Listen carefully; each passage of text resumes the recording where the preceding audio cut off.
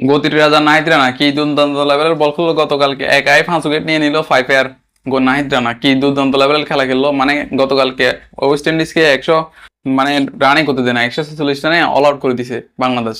কি অসাধারণ বল করেছে, বাকিরা 1 উইকেট করে নিছে, তাসকিন তারপরে যায় তাইজুল আর হাসান মাহমুদ 2 উইকেট নিছে একা। মানে কি অসাধারণ লেভেলের বোলিং করছে, তাদের বোলিং ঠিক আছে, বাংলাদেশের বোলিং ঠিক আছে, বোলাররা দুর্দান্ত লেভেলের খেলা খেলে, প্রত্যেক ইনিংস ভালো বোলিং করে তাদের অল আউট করে, কিন্তু ব্যাটসম্যানদের অবস্থা খারাপ, ব্যাটসম্যানরা আর পারে না রান করতে, একমাত্র ব্যাটসম্যানের কারণে বাংলাদেশ হেরে যায়। তো ঘুম থেকে উঠে দেখি এখন বাংলাদেশের 5 উইকেট নাই বাইরে ভাই। গতকালকে দেখলাম যে ওয়েস্ট ইন্ডিজকে 146 রানে অল আউট করে দিয়েছে বাংলাদেশ। তো এরপরে তারা ব্যাটিং এ নামে শেষ শুরু হয়েছে, আসছে গোপাল যাচ্ছে গোপালের মতো। মাহমুদুল হাসান জয় গোল্ডেন ডাক মেরে আউট হয়ে গেল।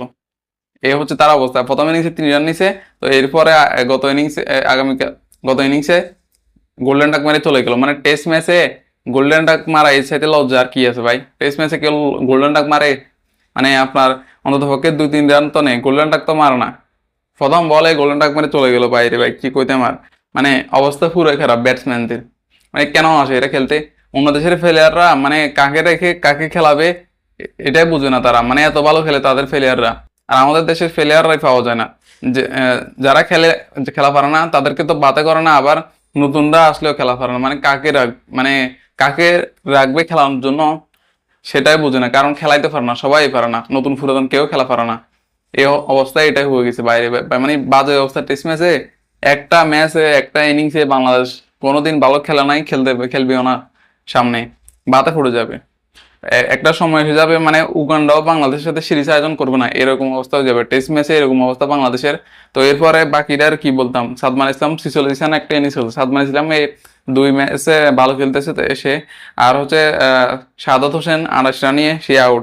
কেন খেলতে আসে এটা আমি বুঝি না। ক্যাপ্টেন 42 রান, সে মিরাজ 42 রান নিয়ে চলে গেল, লিটন দাস 25 রান নিয়ে সে আউট হয়ে গেল, তারপর জাকের আলী 29 রান, তাইজুল ইসলাম 9 রান।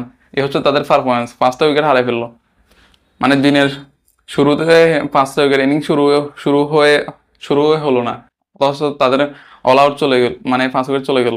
অবস্থা একদম পুরো বাজে লেভেলের। মানে আপনার প্রথম ইনিংসে টসে জিতে তারা ব্যাটিং নেমে 146 রানে 66 রান করে অল আউট হয়ে গেছে।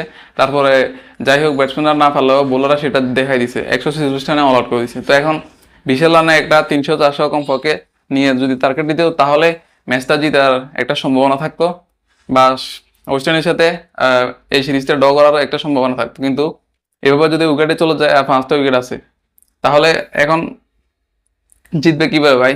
কিভাবে জিতবে? মানে 211 রানের লিড হয়েছে মাত্র, চিন্তা করুন একবার। চলে গেল 5 উইকেট 41 ওভার খেলে, তাহলে কিভাবে জিতবে ওয়েস্ট ইন্ডিজের সাথে? কমপক্ষে আরো 200 রান নিতে হবে বাংলাদেশের। আর 5টা উইকেট আছে না, 5টা উইকেট দিয়ে যদি 400 রানের একটা লিড দে বা টার্গেট দিয়ে 400 রানের, তাহলে ওয়েস্ট ইন্ডিজের সাথে একটা জিতার আশা থাকবে। কারণ আমাদের গতির রাজা 90 রান আছে, তাসকিন আছে। আর ওয়েস্ট ইন্ডিজ যেভাবে প্রথম ম্যাচে ভালো খেলছে, এভাবে তারা যদি ব্যাটিংয়ে আবার রানে ফিরে যায়, তাহলে ম্যাচ জিতে অনেক কষ্ট হয়ে যাবে। সেখানে এখন যেভাবে হোক 400 রান বাংলাদেশের করতে হবে ব্যাটসম্যানদের।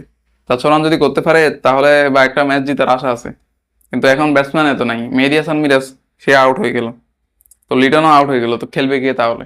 মানে আর জিতে লাগবে না বাংলাদেশের, এই ম্যাচ শেষ। মানে ম্যাচ হোয়াইট ওয়াশে হবে আর কি, আর মানে জিতে লাগবে না, শেষ।